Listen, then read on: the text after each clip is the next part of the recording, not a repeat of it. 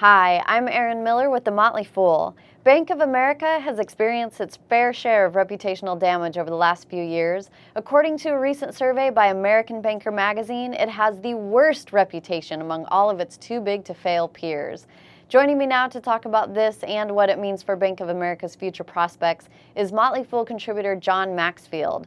Hi, John. So you recently took an in-depth look at Bank of America with a couple of our colleagues here at the Motley Fool. Would you share what you learned about the company and specifically how it's able to stay in business when people think so poorly of it? Right. So, Aaron, if you think about a restaurant, right? So, if a restaurant serves bad food or has horrible service, what happens? The customers just don't come back. Well, it turns out that in the banking industry, that isn't necessarily the case. And the reason for this is because of switching costs. Now, switching costs is the actual cost that it takes to switch from one bank to another bank. And these root down to things like direct deposit, automatic bill pay. So if you're an accountant, particularly those 40 to 50% of accounts that live paycheck to paycheck, think about how difficult it would be to detach your account, the timing of detaching your account when you have direct deposits going in and automatic bill pays going out, and at the same time opening up a new account and setting those things up. It gets very difficult for people to do that. So the reason that Bank of America, despite its bad reputation, is not losing customers is because of switching costs. Well, that makes sense, but it only explains why existing customers don't leave. What about new customers? Given its reputation, how is it able to attract new accounts and thereby grow its business? So Bank of America has two critical competitive advantages. The first is that it's a universal bank.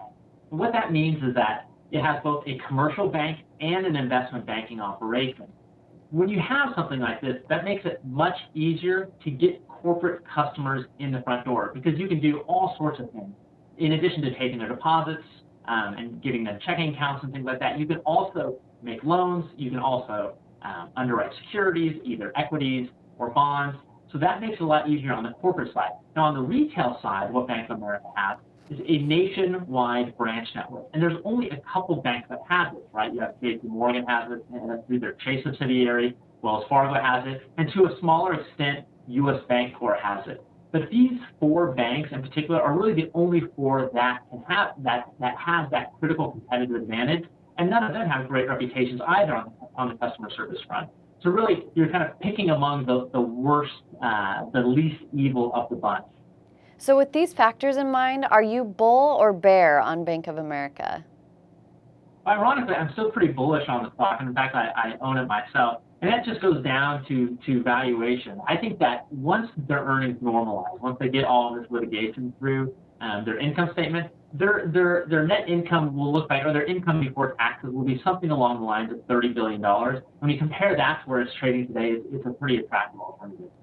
Thanks, John. For more information on how to find the next bank stock home run, shoot us an email at homerun@fool.com. Until next time, I'm Erin Miller. Fool on.